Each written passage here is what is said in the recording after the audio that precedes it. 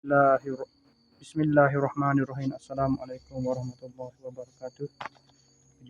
Berjumpa lagi kita dan channel saya, masih yang sama juga, iaitu hari Jumaat 21 November 2025 Masehi bersamaan dengan 30 jam menit awal 1447 Hijriah. Okey, untuk video bab masa ni saya nak review dah. Seperti biasa, video daily report kita untuk hari ini. Malam tadi, lepas ada buat video daily report tu, kemarin, lepas ada buat video daily report tu, saya pergi mana tak ingat. Terus balik maring.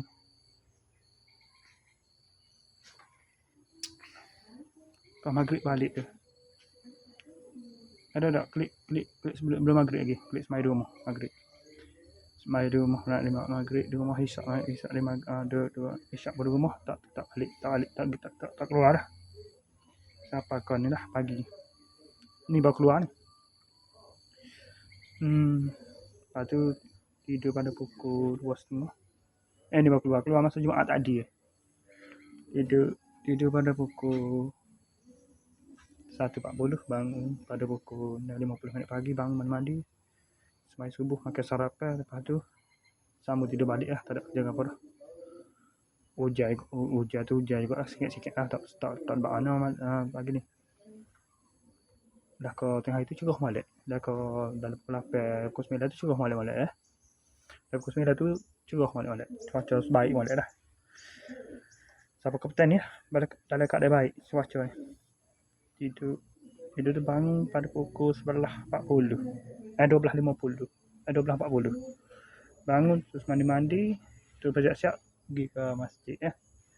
Pukul 1 tu pergi ke masjid pada puan untuk solat Jumaat. Lepas sudah sembahyang Jumaat tu, terus balik ke rumah. Balik ke rumah tu, bahagian ni pun sampai pada pukul 3.42 ni. 2.42 petang. Ini siapa? Pada terima bahagian tu, pukul 2.50 saya tidur. Bangun pukul tepat pukul 5 petang. Bangun terus mandi, makan nasi sikit, mandi sembahyang mayasa. Pas mayasa tu mai ke sini lah pada pukul 5.20 ni mai sini. 5.40 ni tak? 5.44 ni. Buat review barang ni dengan hadiah ni. Lepas tu 5 penat ni. Pukul dah. Pukul 5 penat dan pukul 5 penat ni terus buat video ni.